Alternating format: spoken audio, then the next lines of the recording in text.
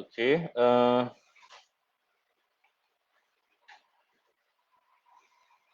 Assalamualaikum dan selamat sejahtera kepada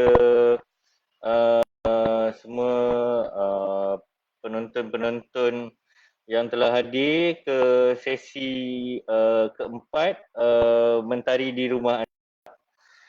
Saya Dr. Hafiz dari Mentari Selayang. Jadi kita hari ini akan teruskan program Mentari di Rumah Anda dengan topik yang menarik pada hari ini. Sebelum kita terus pada topik kita,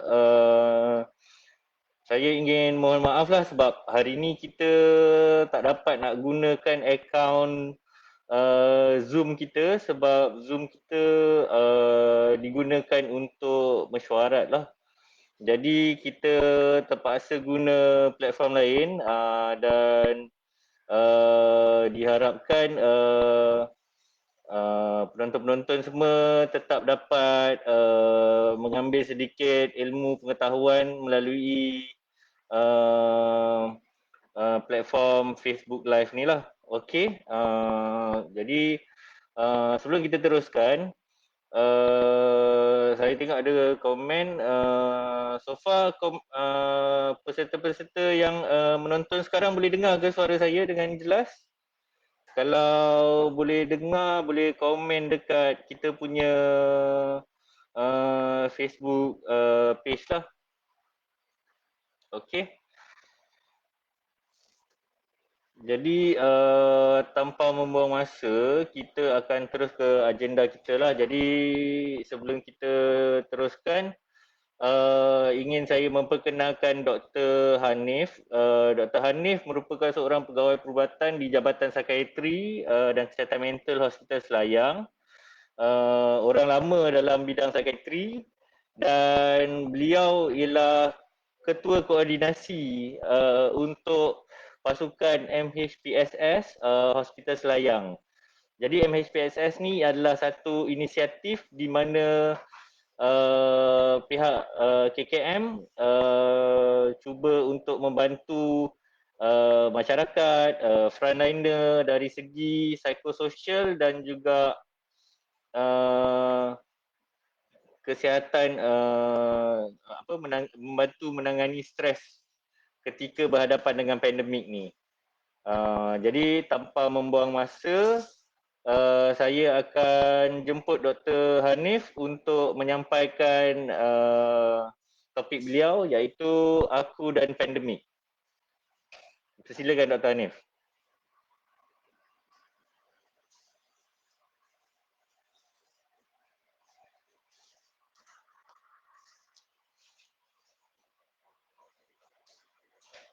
Boleh tapi dia hilang-hilang. Mungkin kena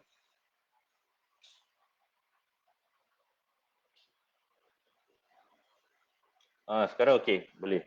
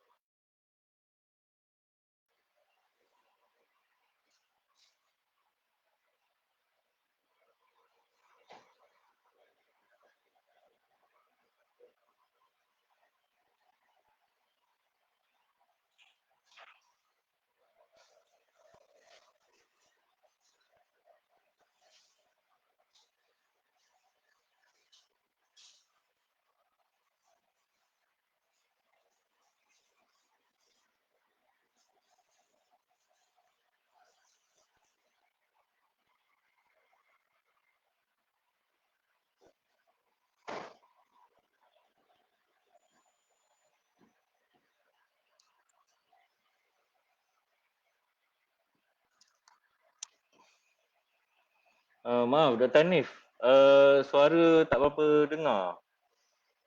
Mungkin mungkin kena okey, okey kot. Okey, sekarang clear.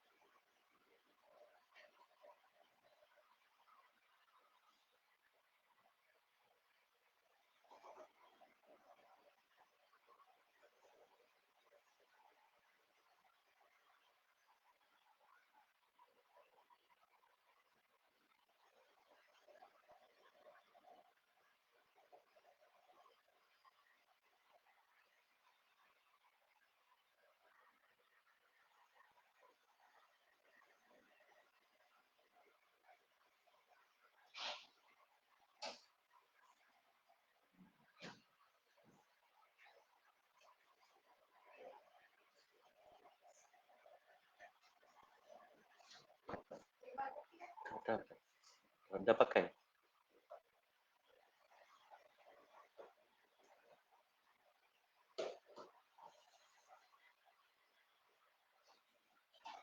Dah pakai. Ji- Saya dengar kat sini ada.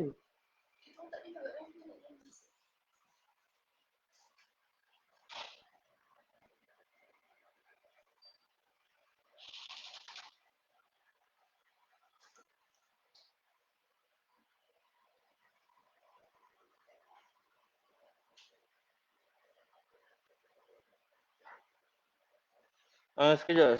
Sekejap, Dr. Adif, sorry. Saya tengok dekat komen dekat Facebook live ni, banyak orang tulis yang diorang tak dapat dengar suara. Tak dapat dengar suara. Tapi suara saya dengar ke daripada penonton? Sekejap sorry mungkin kena unplug headphone. Cuba kalau tak pakai, cuba kalau cabut headphone.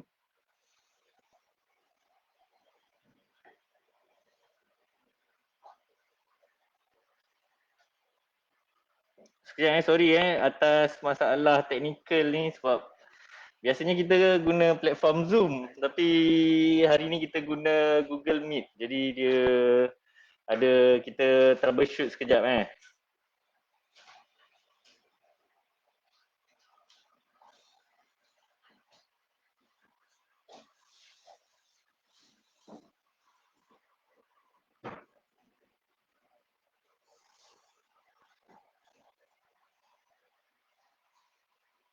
Kalau saya suara saya dengar suara dari Dr. Hanif sekejap kita adjust balik.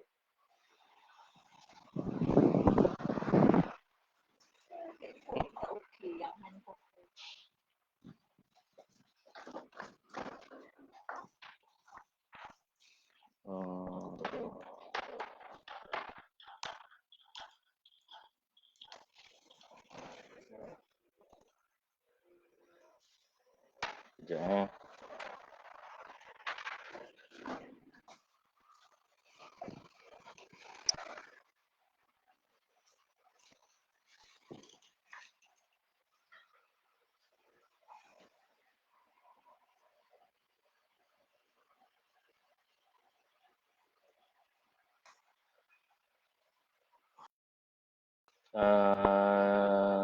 boleh dengar ke suara Dr. Hanif?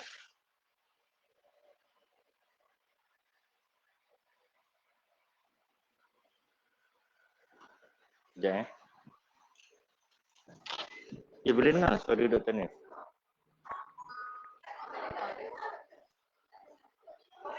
Tak ada.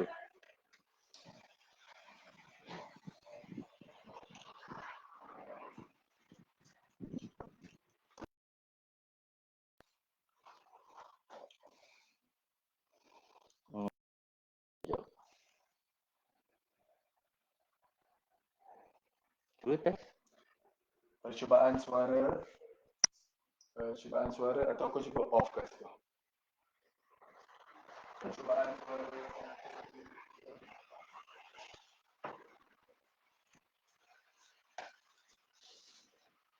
Tak pun, Hanif. Why not? Kau pakai aku punya headphone? Aku takut laptop ni lah. Sebab dia macam tengah hubung dia. Tak. Kau just pakai punya ni. Dia perlu sikit. Ni dia.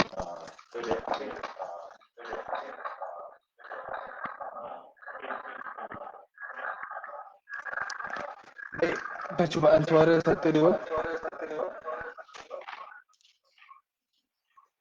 Okey, boleh dengar tak?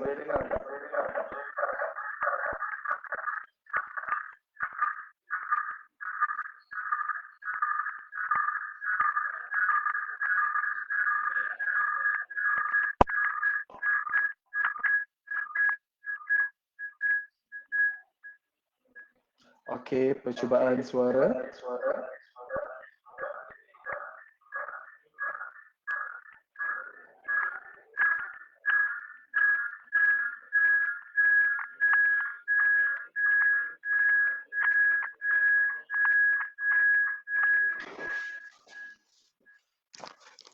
Hafiz, cuba kau tutup nomornya, aku je buat. Boleh tak? Aku je buat tengok.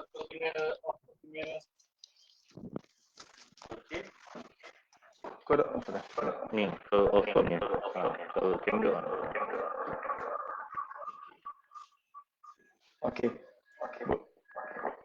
Berdengung.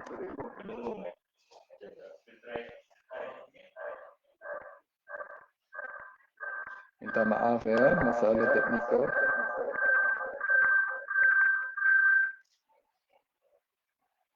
Okey. Boleh dengar ke? Kalau boleh dengar,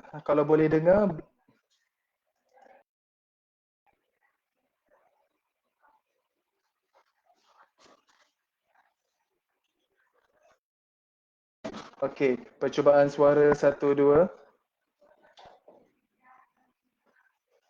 Percubaan suara.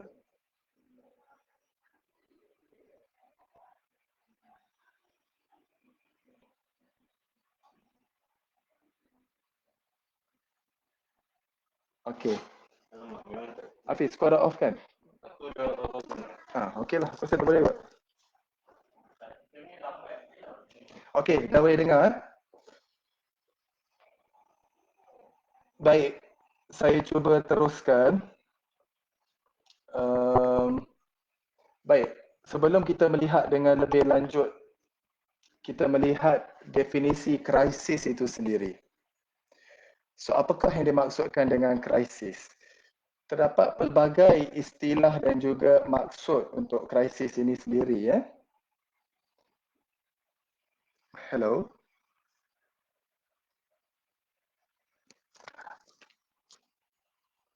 Hafiz, bergema tak Hafiz?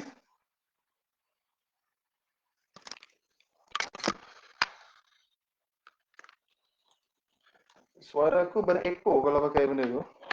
Suara aku eko pakai benda tu. Oh, okey, tak apa.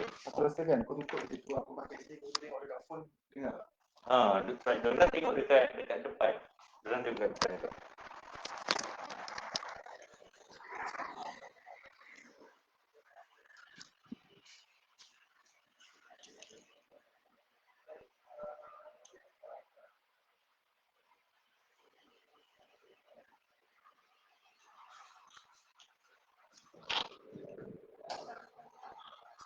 Suara ni tengok.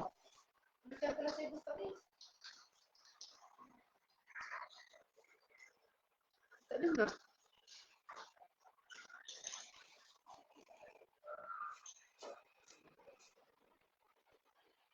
Ini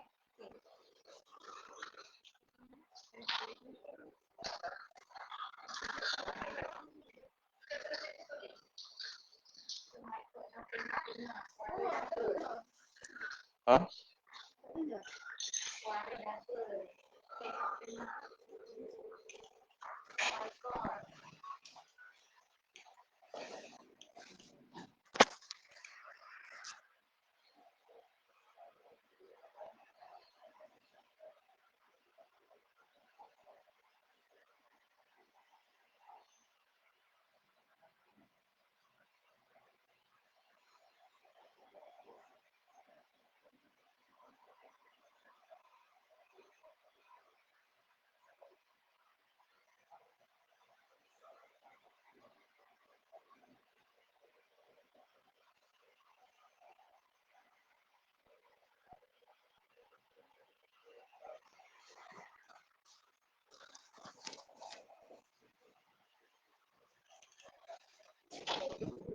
Memang tak dengar. Sekejap. Hanif. Sorry, memang tak dengar. Okey, saya diberitahu oleh Dr. Hafiz tak dengar. Sebab memang dekat komen. Sekejap. Okey. Saya minta Dr. Hafiz untuk betulkan dulu masalah teknikal ni.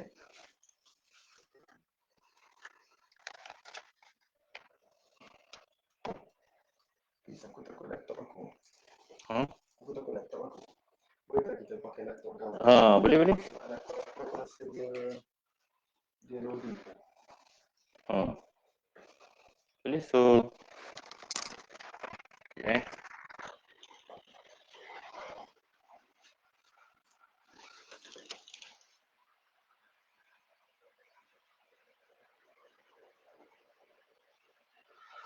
Minta maaf kepada penonton semua. Sekarang ni kita tengah nak cuba tukar laptop lah. Jadi Dr. Hanif akan present pakai laptop saya. Nanti diharapkan boleh dengar lah. Harap semua bersabar. Saya minta maaf atas masalah yang terjadi lah. Okay. Sebab saya boleh dengar suara Dr. Hanif tapi saya tak tahu kenapa tak get through. So kejap Dr. Hanif tengah copy dia punya presentation and kita akan transfer ke laptop yang ni lah. Okay, sekejap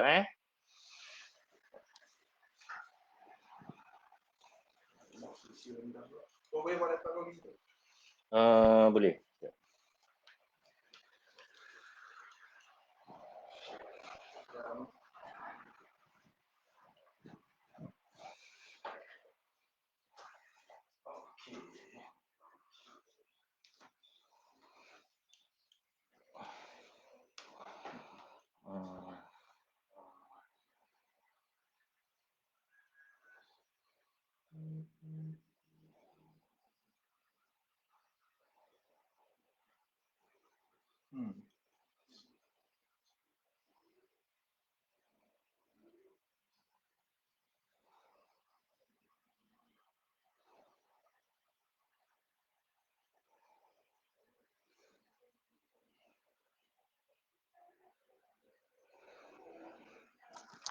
Cukup pakai.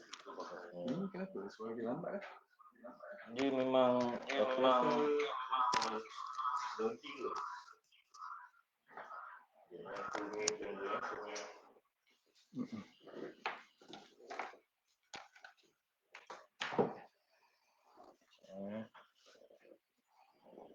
Mana? Dia tengah on buka.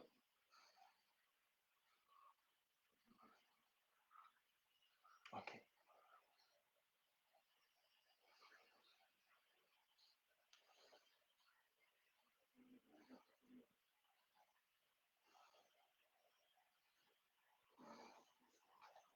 Okay, so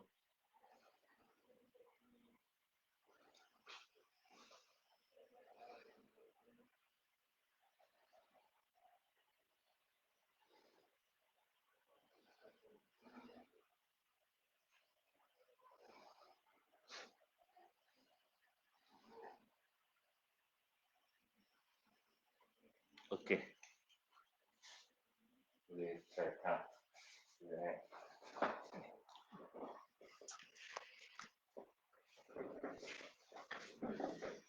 Percubaan suara.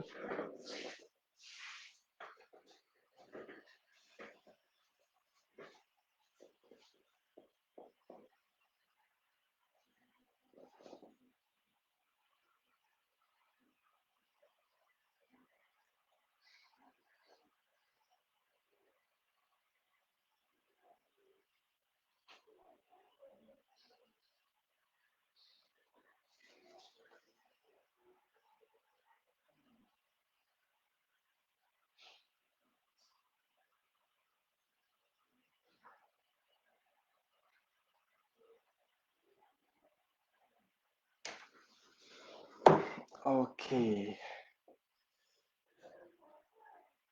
Percubaan suara. Dengar tak sekarang?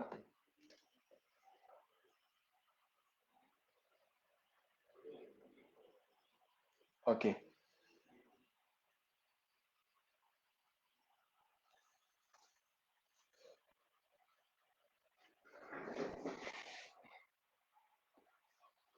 Hafiz dengar ke?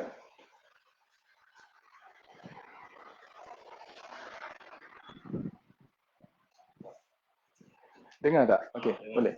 Okey. Alright. Saya baru diberitahu oleh Dr. Hafiz tadi. Rupanya mungkin laptop saya berat sangat ke, saya pun tak pasti. Tapi inilah yang kita namakan bencana kecil lah ya, yang berlaku pada hari ini. Tak apalah, yang penting kita reframe our thoughts. Mungkin kita dapat belajar macam mana nak pakai Google Meet hari inilah daripada apa yang berlaku sebentar tadi. Baiklah, mungkin agak ni sedikit sebab Dr. Hafiz tidak ada untuk moderate, tapi saya akan cuba membuat presentasi saya terlebih dahulu dan mungkin pada waktu akhir nanti Dr. Hafiz akan masuk untuk moderatekan sewaktu penutup nanti. Baiklah, saya mulakan balik presentasi kita pada hari ini. Um,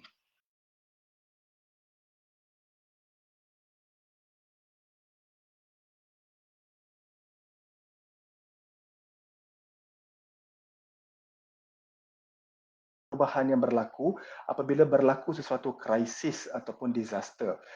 Dengan pemahaman terhadap apa perubahan yang berlaku sewaktu krisis ini, diharapkan kita dapat lebih memahami diri kita, apakah tindakan-tindakan yang kita lakukan. Dengan pemahaman tersebut, kita berharap kita dapat mengambil langkah-langkah yang terbaik untuk menjaga kesihatan mental kita, ataupun sekiranya tidak dapat menjaga kesihatan mental kita pun, kita dapat pengetahuan di mana pengetahuan ini dapat kita gunakan secara tidak langsung dalam kehidupan sehari-harian kita. Baik. Saya mulakan dengan keratan akhbar. Saya rasa baru-baru ini kita semua dikejutkan dengan berita di mana pihak KKM telah menerima panggilan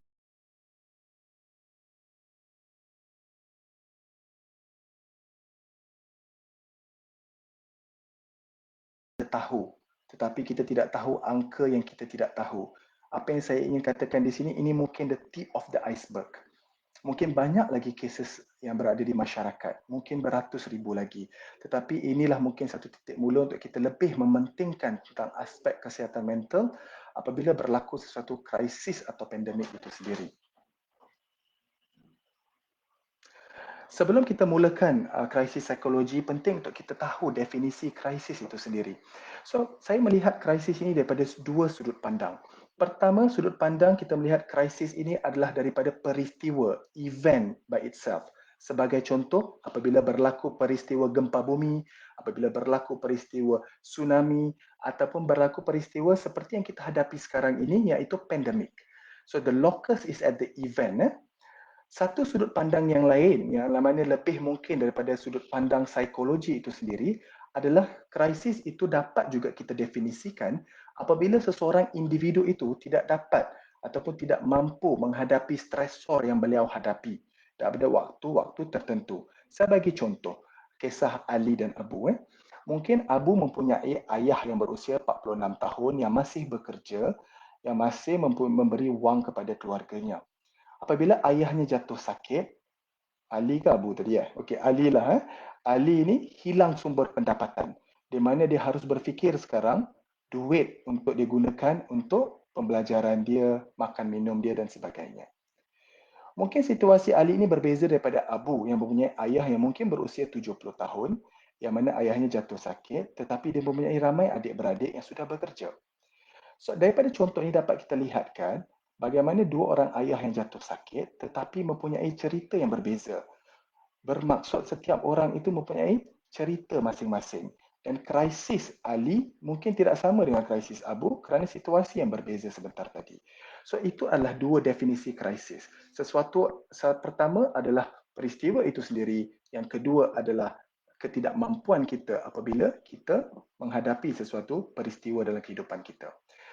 Selain daripada itu, krisis yang dapat kita lihat adalah krisis yang contohnya apabila ada berlaku kematian, apabila berlaku sesuatu peristiwa dalam kehidupan kita. Dan ada juga krisis yang kadang-kadang kita tidak nampak. Ya? Kita lihat pada orang berlaku perubahan dari tingkah laku dan juga perubahan dari segi mood. Dan mungkin krisis itu lebih internal pada orang tersebut. Dan terdapat juga istilah ini berkembang. Ada istilah yang dinamakan sebagai emergency, ada yang dinamakan sebagai disaster. Kenapa ada banyak-banyak istilah seperti ini? Supaya berlaku satu konotasi. Label ini memberikan satu deskripsi secara tidak langsung. Dan mungkin semua penonton pada hari ini akan bersetuju dengan saya bahawa pandemik pada hari ini adalah lebih dekat atau konotasi yang mungkin semua orang faham adalah lebih ke arah disaster. Di mana pada disaster ini ada dua kata kunci, iaitu dia adalah high level of uncertainty dan juga high level of complexity. Bermaksud high level of uncertainty, contohnya virus itu sendiri kan.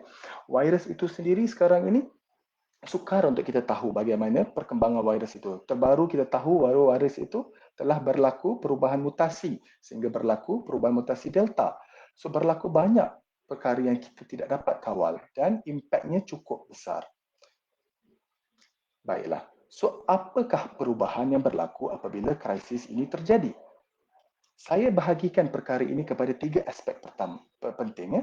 Iaitu aspek pertama adalah dari segi memproses informasi itu sendiri. Aspek kedua adalah daripada aspek psikologi dan aspek ketiga adalah aspek tingkah laku ataupun behavior itu sendiri. Kita akan lihat satu persatu bagaimana krisis memberi impak pada setiap unit yang telah saya katakan sebentar tadi. Baik. Apabila berlaku sesuatu krisis, penerimaan maklumat ataupun proses maklumat itu sendiri akan berubah daripada waktu yang bukan krisis ataupun waktu normal. Penerimaan, pemprosesan dan juga tindakan kita akan completely be different than a normal time. How is it different? Yang mana kita akan lihat sekarang.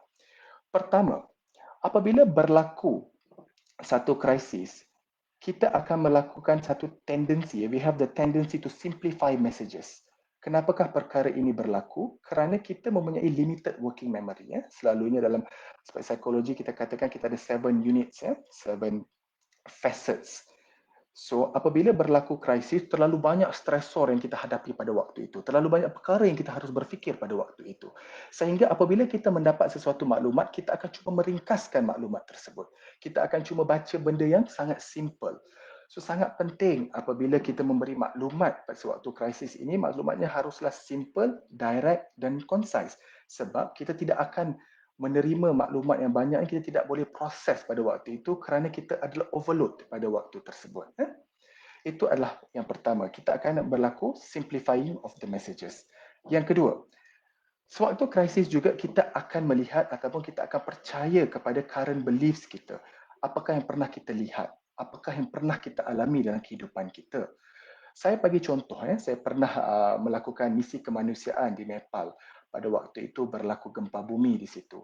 Cukup menarik pengalaman ini apabila kami pergi ke satu kampung dan di kampung tersebut kerana Jabatan Meteorologi pada waktu itu mengatakan harus dievakuasi kawasan tersebut. Penduduk kampung tersebut mengatakan mereka tidak akan evakuasi sekiranya tidak membawa kambing mereka bersama-sama. So apa yang dapat kita pelajari di situ adalah mereka mempunyai aspek belief system mereka sendiri. Mereka merasakan kambing itu sangat penting dan membawa impak positif terhadap mereka. Dan kami terpaksa mengaturkan lori untuk membawa kambing dan mereka untuk keluar daripada tempat tersebut. So apa yang akan berlaku adalah walaupun krisis berlaku, kita akan percaya kepada belief system yang telah kita ada selama ini. Maka disebabkan inilah selalunya kita akan cuba mengengage dengan ketua kampung ataupun orang-orang yang dipercayai oleh penduduk-penduduk di tempat ataupun di kawasan geografi sesuatu tempat itu sendiri. Seterusnya, sewaktu krisis kita akan mempercayai maklumat yang pertama kita dapat. So it's very important maklumat apa yang sampai terlebih dahulu. Sekiranya kita dapat maklumat ini daripada WhatsApp forwarded ataupun Telegram daripada kawan-kawan kita, maka itulah maklumat pertama yang akan kita percaya. Dan sekiranya kita ada maklumat setelah itu yang kita terima, kita akan mula membandingkan dengan informasi yang pertama kita dapat tadi. Maka itulah sangat penting, informasi, speed of the message itu sangat penting. Kita haruslah memberi informasi dengan cepat dan informasi yang simple dan accurate. Kerana jika itu tidak berlaku, maka kita akan mula membandingkan mesej pertama yang kita dapat tadi dengan mesej-mesej yang kemudiannya. Selain daripada itu juga, kita mempunyai tendensi untuk mencari maklumat tambahan apabila berlaku krisis. Saya rasa semua orang buat benda ni. Saya pun cuba buat pada hari itu. Apabila kita mendapat satu maklumat, kita akan mencari maklumat-maklumat lain. Sebagai contoh, apabila kita buka TV1 dan mengatakan bahawa virus ini adalah seperti ini, kita akan buka TV2, kita akan buka YouTube, kita akan buka Telegram, kita akan cari banyak sumber untuk kita mempercayai maklumat tersebut. Selain daripada itu, kita juga akan bertanya kepada kawan-kawan dan kenalan kita bahawa apakah maklumat ini benar ataupun tidak. Itulah cara kita memproses informasi sewaktu krisis. Baik, itu adalah dari aspek informasi itu sendiri. Sekarang kita melihat dari aspek psikologi, apakah yang berlaku apabila berlaku sesuatu krisis. So, perkara pertama yang berlaku adalah the level of uncertainty. Ya. So, apa yang kita maksudkan dengan uncertainty ini adalah ketidakpastian. Dan dalam pandemik ini berlaku banyak ketidakpastian. Pertama dari aspek virus itu sendiri. Virus ini berubah, virus ini bermutasi. Pada awalnya kita sendiri mencari sumber penularan virus ini, macam mana caranya. So there are a lot of uncertainty. Itu dari segi virus. Belum lagi SOP-SOP yang dikeluarkan oleh pihak berkuasa. Juga banyak berlaku perubahan. So bila berlaku keadaan ini, kita panggil ini suatu level of uncertainty itu begitu tinggi suatu krisis. Keduanya ialah ketakutan, fear. Apakah fear yang berlaku? Sekiranya berlaku satu kejadian seperti pandemik ini, kita takut apakah kita akan dijangkiti oleh virus. Kadang kita tidak ada simptom, tapi kita mungkin ada jangkitan kuman tersebut. Kita takut kita menjangkiti orang lain.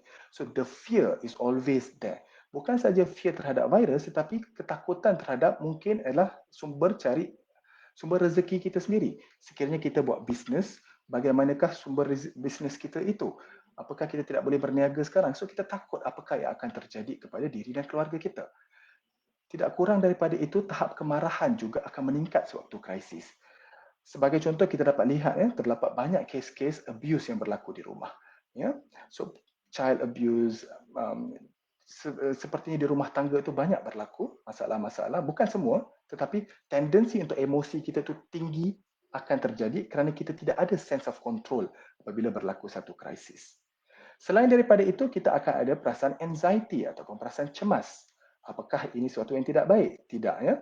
So, perasaan cemas adalah satu perasaan yang normal untuk kita hadapi sewaktu krisis. Dia hanya akan menjadi tidak normal apabila dia sangat melampau. So, anxiety is a way of survival. Ya. Apabila kita mempunyai sistem dalam tubuh badan kita yang kita panggil sebagai fight and flight response. So, apabila ada anxiety ini, kita cuba survive. Ya. Kalau kita masih ingat pada awal pandemik itu, ingat tak kita ada yang katakan ni panicdemic lah, orang menjadi panik. Kita akan cuba melakukan sesuatu tindakan. Kenapakah hal ini berlaku? Kerana kita want to be in the sense of control. Sebab bila berlaku krisis, ada banyak perkara yang di luar kawalan. So apabila ada anxiety ini, kita cuba melakukan sesuatu. Sebagai contoh, kita pergi ke supermarket dan kita cuba beli banyak makanan-makanan untuk kita simpan di rumah kita. Ini adalah satu cara untuk kita mengurangkan anxiety kita. Kerana apabila berlaku anxiety, we want to do something because we want to have that sense of control. So that's why it's very important for us to acknowledge. Kita kena acknowledge bahawa benda ni adalah benda yang orang buat untuk survive. Tetapi pada waktu yang bersama, pihak berkuasa juga akan sering mengatakan apakah keburukan sekiranya berlaku perkara ini ataupun mereka boleh menjelaskan bahawa sumber makanan cukup dan sebagainya. Maka penting untuk kita tahu bahawa komunikasi itu harus diberikan dengan sedemikian rupa. Selain daripada itu, ada sense of hopelessness dan juga sense of helplessness. Hopelessness juga apabila kita berasa bahawa kita tidak ada lagi. Macam mana caranya ni? Semuanya telah dibuat tetapi masih lagi kita menghadapi masalah ini. So kita akan berasa sangat hopeless. Dan selalunya hopeless ini terjadi apabila kita berasa terlalu fear, terlalu anxious sehingga sampai ke satu tahap yang kita menjadi hopeless. Helplessness pula on the other hand adalah lebih kita berasa kita tidak mampu untuk berbuat apa-apa lagi. Saya sudah melakukan pada tahap individu saya apa yang perlu saya lakukan tetapi there is no change. So tahap hopeless dan helplessness ini sangat akan membawa impak kesihatan mental yang sangat besar. Kemudiannya kita ada istilah yang dinamakan sebagai denial. Denial ini apabila berlaku krisis, salah satu perkara pertama ialah kita akan mengatakan tidak. Sebagai contoh, pada awal pandemik ini berlaku di China dan juga United States of America. So pada masa itu kita berasa mungkin jauh, tak mungkin sampai dekat Malaysia. Kenapa aku perlu lakukan langkah-langkah pencegahan? Tetapi akhirnya sehingga hari ini dan saat ini, sewaktu saya tengah bercakap, kita sedang berjuang dalam peperangan untuk memerangi virus dan pandemik ini. Tetapi pada awalnya, this is the sense of denial yang mungkin akan berlaku terhadap seseorang individu. Selain daripada itu, saya rasa semua antara kita pun tahu bahawa akan berlaku stres. Dan stres jika berlaku secara intensiti dia tinggi dan durasi dia menjadi panjang, dia boleh menjadi sama ada anxiety ataupun depression. Apatah lagi pada waktu sekarang apabila kita tidak mempunyai sumber kewangan, kita tidak mempunyai sense of control. So dia akan menjadikan kita berada dalam keadaan vulnerable untuk develop this kind of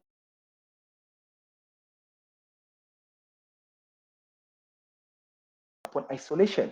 Saya lihat, saya mungkin nak share cerita lah. Di salah seorang petugas kesihatan yang berceritakan kepada saya, dia bekerja di ward COVID. Itu mereka sangat sibuk dan mereka mendapat panggilan daripada seorang anak kepada seorang pesakit di ward COVID tersebut. Anak itu telefon dan dia mohon maaf kepada doktor tersebut kerana mengganggu tugas doktor tersebut. Tetapi anak itu cuma ingin menyampaikan kepada doktor tersebut, doktor, boleh tak tolong ambilkan baju sejuk yang saya simpankan untuk ayah saya. Baju tersebut ada di dalam beg yang saya berikan pada ayah saya. Kerana sewaktu COVID ini, anak tidak dapat bersama-sama dengan ayah. Dan dia kata dia risau, ayah dia selalunya tidak tahan sejuk. So dia takut ayahnya tidak tahan sejuk dan dia tidak dapat bersama pada ayahnya pada di dalam ward tersebut. So doktor tu hampir menitiskan air mata, dia pergi kepada pesakit tersebut dalam ward. Ini menunjukkan betapa sense of loneliness ataupun isolation itu begitu tinggi dalam keadaan pandemik kita pada hari ini. Belum lagi kita melihat mak dengan ayah yang mungkin ada di kampung dan mungkin kita tidak dapat balik dan kita berasa risau tentang keadaan mereka. So faktor geografi juga sangat memainkan peranan dalam pandemik yang sedang kita hadapi sekarang ini. Baik, itu adalah daripada aspek psikologi. Sekarang kita lihat dari segi aspek tingkah laku, behavior, apa yang kita lakukan. Apakah human being ni, manusia ni dia akan buat apa apabila berlaku krisis. Pertama, dia akan seek special treatment. Mungkin yang ini agak rasa familiar, ramai mungkin dapat relate apa yang saya cuba ni. Sebab apabila berlaku disaster, dia adalah berlaku supply dan demand ini tidak matching. So bermaksud supply-nya kurang, demand-nya tinggi. So apabila berlaku hal-hal seperti ini, apa yang berlaku adalah kita akan mencuba mencari sedaya mungkin apakah connection-connection yang kita ada untuk mendapatkan supply tersebut. Sebagai contoh, mungkin pada awal-awal hari itu untuk menerima vaksin. Kan ada golongan-golongan tertentu saja yang diberikan preference, iaitu golongan orang tua, golongan yang bekerja petugas kesihatan, golongan kayangan yang seperti kita tahu yang cuba ingin mendapatkan vaksin lebih awal. So this is a normal behavior apabila berlaku salah satu krisis. Dengan ketahuan, kita tahu bahawa behavior ini akan berlaku, sepatutnya kita dapat memitigate situasi dengan lebih bagus. Ya? Kerana apa? Jika kita membiarkan perkara ini, masyarakat akan berpecah belah. Ya, masyarakat akan berpecah belah. So penting untuk kita memberi maklumat yang jelas. Sebagai contoh, apabila kita hendak memberikan vaksin kepada golongan-golongan tertentu, kita harus menyatakan dengan spesifik, ini adalah golongan petugas kesihatan. Ini adalah golongan yang berusia 60 tahun dan ke atas. So, kita harus beritahu dengan jelas kepada masyarakat. Kita harus mengelakkan berlaku orang yang cuba menggunakan influence dan sebagainya, kerana ia akan beri impak yang negatif kepada masyarakat. Sebagai contoh juga dalam satu buku Robert Preston yang mana dia menceritakan tentang pada waktu dulu kerana takut ada bioterrorism attack, mereka membuat smallpox vaksin dan apabila hal itu berlaku, vaksin itu sedikit dan jiran-jiran dan juga saudara mara kepada researcher itu approach kepada researcher tersebut untuk mendapatkan vaksin tersebut. So ini adalah antara perkara-perkara yang akan berlaku apabila berlaku sesuatu krisis. Yang kedua, dari segi aspek tingkah laku, kita panggil sebagai negative vicarious rehearsal. Apakah yang saya maksudkan dengan istilah ini?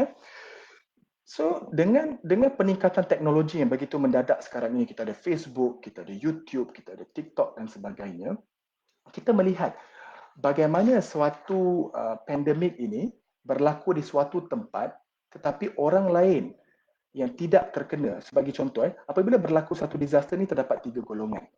Golongan pertama yang terefek secara langsung. Golongan kedua adalah golongan yang berpotensi mendapat impak daripada disaster tersebut. Golongan yang ketiga adalah golongan yang belum ada impak pada waktu tersebut. Tetapi dengan kemajuan teknologi yang begitu luas, kita dapat mengetahui, melihat sendiri apa yang berlaku terhadap dua golongan yang pertama tadi. Sehingga kita juga akan mengambil tingkah laku untuk bersedia. Dari sepositif, kita mahu bersedia. dia akan menjadi negatif apabila kita melakukan secara berlebih-lebihan. Sebagai contoh, apabila kita belum sampai waktunya untuk mengambil vaksin, mungkin kita akan pergi pressure, kita akan pergi kepada hospital yang menyatakan saya perlukan vaksin dan sebagainya. Sebab kita risau melihat apa yang sedang berlaku terhadap orang-orang yang berisiko tinggi. Tetapi masa itu berisiko mungkin belum pada diri kita. Tapi inilah benda yang boleh berlaku. Sebagai contoh satu lagi, pada tahun 2011 di Jepun, berlaku satu tumpahan radiasi yang begitu besar. Dan apabila berlaku radiation punya eruption di Jepun,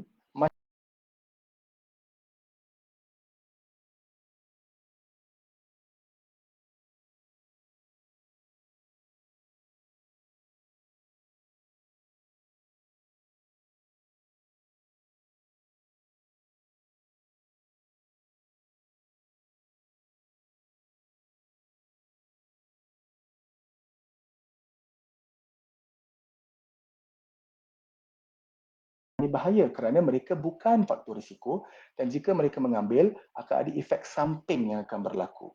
So, ini adalah perkara-perkara yang boleh berlaku apabila berlaku sesuatu krisis. Selain itu adalah stigmatization. Stigmatization ini selalu terkait dari segi faktor geografi. Sekiranya disaster itu berlaku di suatu kawasan milik sesuatu etnik, dan kadang-kadang kita akan mengeluarkan ayat-ayat yang lebih mengarah ke arah negatif, mengaitkan etnik tersebut dengan disaster tersebut. Ataupun dalam hal kita sendiri, pandemik ini sendiri, mungkin kita boleh letak adalah orang-orang yang terjangkiti oleh virus COVID itu sendiri. Kita merasa takut untuk bersama-sama dengan mereka, yang mana kita jelas, kita harus dapatkan maklumat yang jelas secara saintifik bahawa tidak ada masalah jika mereka sudah melepasi fasa-fasa yang mana mereka tidak lagi jadi infectious. Selain itu juga saya lihat, sebab saya kesihatan mental frontliners ini juga saya mendapat panggilan daripada frontliners yang mengatakan bahawa anak ataupun saudara-saudara mereka takut untuk memberi anak mereka bermain bersama-sama dengan anak frontliners. Ini juga satu efek stigmatization yang akan selalunya berlaku. Dengan pemahaman ini, kita haruslah lebih bersedia daripada tindakan dan cara yang kita lakukan untuk menangani sesuatu krisis itu sendiri. Seterusnya adalah faktor risiko, risk perception. Baik, saya beri contoh pada pandemik ini. Setiap hari kita melihat statistik yang mana kita ada cases, 4,000 cases, 5,000 cases. Setiap hari ada statistik. Tetapi kita harus lihat risiko bukan hanya statistik. Statistik ia satu, tetapi kedua juga adalah impak psikologi yang berlaku akibat daripada statistik tersebut. So the risk is defined by the hazard. The hazard is the scientific and also the outrage, the emotional effect of the particular incident.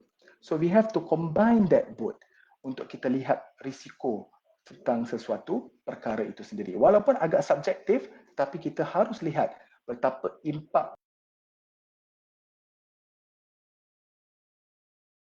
semuanya negatif apabila berlaku sesuatu pandemik. Tidak. Kalau tak nanti semua cakap, oh Dr. Hanif cerita hari ini semua nampak gelap je. So apa yang saya cuba katakan ialah ada juga sinar.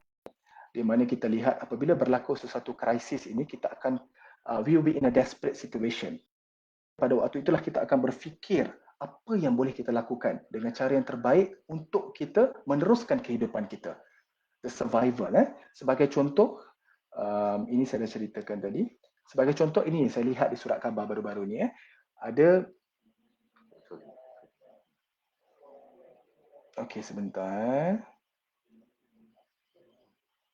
Okey, boleh. Okey. Saya lihat di surat khabar baru-baru ini ada keratan akhbar yang mengatakan terdapat 23 startup yang baru yang timbul sewaktu krisis ini. Dan juga ada satu keratan akhbar, saya rasa 2-3 hari lepas, ada yang mengeluh tapi bagi pelukis ini PKP itu satu inspirasi. Dia ada satu istilah kita panggil sebagai post-growth, post traumatic growth PTG, yang mana apabila berlaku sesuatu krisis ataupun pandemik itu, mereka menjadikan pandemik itu sebagai satu titik tolak, the turning point untuk mereka menjadi lebih berjaya dalam hidup mereka. Ini terkait sendiri dengan cara kita mereframe our thoughts about the particular incident, yang mana saya akan sentuh sebentar lagi. Apakah positive response daripada kita lebih mengapresiasi kesihatan diri kita. Mungkin sebelum ini kita tidak begitu memikirkan tentang aspek kesihatan, kita sibuk bekerja. Tetapi dengan melihat pada apa yang sedang berlaku pada hari ini, jumlah kematian yang begitu Mungkin setelah ini kita akan mengapresiasi kesihatan kita dengan lebih baik dan kita akan mula makan dengan lebih baik, kita akan mula melakukan senaman untuk menjaga kesihatan kita. Kedua, social connect. Lihat masyarakat Malaysia ni alhamdulillah begitu baik. Saya lihat sekarang ni ada pergerakan bendera putih kan, di mana apabila ada keluarga yang tidak cukup makan ke apa ke, mereka akan meletakkan sebagai satu simbol dan tanda untuk kita tahu bahawa ada kesusahan di kawasan tersebut atau di tempat tersebut. Sewaktu saya di Hospital Selayang juga, saya banyak mendapat bantuan-bantuan daripada NGO dan juga individu yang ingin membantu para frontliners di hospital. Dan saya melihat community mobilization. Mungkin juga benda ini terkait dengan faktor ketimuran kita, yang mana social connectedness kita ni agak strong. Tapi ini juga benda yang menjadi sense of solidarity sewaktu pandemik, kita akan bersama-sama dalam satu misi untuk membantu. Selain daripada itu, kita belajar untuk menjadi lebih resilient. Ini mungkin menarik. Saya share di Facebook saya hari itu. Orang bayar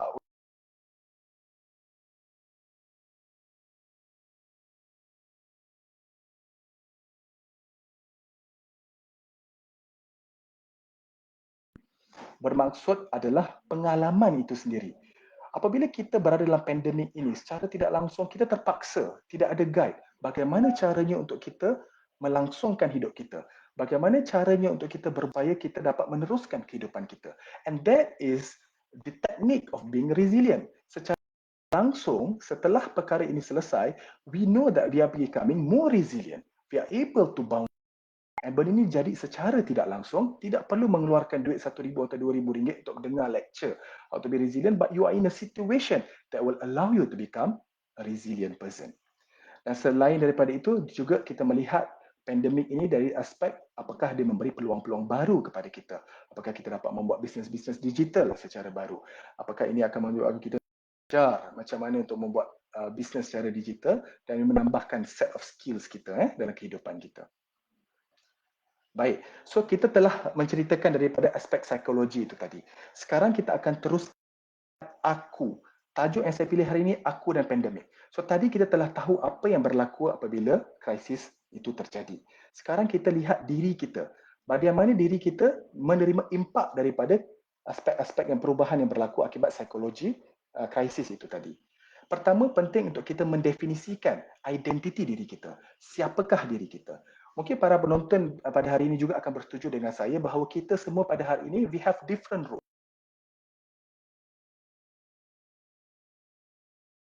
Seorang bapa, saya seorang doktor, saya seorang leader, tapi saya mempunyai role yang begitu banyak. Bagaimanakah impak psikologi ataupun impak daripada krisis ini akan mengefek semua role-role saya itu? Sekiranya saya melihat dari itu, saya akan lebih sedar apa perubahan yang berlaku pada diri saya. Selain dari itu, kita juga melihat dari segi position. Satu tadi identiti, membawa identiti yang begitu banyak terhadap seorang individu. Kedua adalah position. Sebagai contoh, mungkin petugas kesihatan berisiko lebih tinggi. Kedua, mungkin golongan yang tua berisiko lebih tinggi. Ketiga, mungkin golongan mempunyai kesihatan mental. Masalah kesihatan mental sebelum ini juga adalah golongan yang berisiko tinggi. So we have to know who are at the higher risk. Bila kita tahu kita adalah golongan yang berisiko tinggi, maka kita akan lebih mementingkan dan mengambil tahu perubahan-perubahan yang berlaku terhadap diri kita. Selain daripada position dan identity tadi, penting untuk kita lihat life events. Bila saya cerita life events ni, apakah perubahan dalam kehidupan yang berlaku baru-baru ini? Contoh, mungkin kita didiagnose dengan satu penyakit baru-baru ini. Ataupun mungkin kita terlibat dalam kemalangan jalan raya. Mungkin berlaku satu kematian dalam kalangan keluarga kita ataupun kawan-kawan kita yang terdekat. Apabila berlaku life event seperti ini, kita secara tidak langsung berada dalam faktor risiko yang tinggi untuk mengalami masalah kesihatan mental. So penting untuk kita tahu bahawa perkara-perkara ini akan terlibat secara langsung atau tidak langsung terhadap diri kita. So kalau secara negatifnya ataupun perkara yang tidak baiknya, kita akan hilang rumah kerana hutang yang tidak dapat kita bayar. Kita akan hilang sense of family ties sebab sekarang ni kan the coping mechanism tu telah berubah. Dulu kita boleh berpeluk, kita boleh bersalam, kita boleh pat on the shoulders, tapi sekarang ni the coping mechanism tu is lost. So juga akan menghilangkan rasa self confidence apabila kita tidak dapat berhikmat seperti dulu, ataupun less of resources, makanan berkurang, duit berkurang, semua ini adalah impak yang agak negatif daripada pandemik. Ada juga impak apa yang okey, ini adalah salah satu graf yang kita bagi Kubler-Ross grief cycle. Apabila berlaku loss dalam hidup kita, dan pada saat ini bila berlaku pandemik, semua orang mengalami loss. It's just that the level of loss tu mungkin berbeza terhadap setiap individu. So apakah proses yang dihadapi? Dia akan pertama ialah denial, dia akan deny bahawa berlaku sesuatu masalah pada diri dia. Kedua, dia akan jadi marah.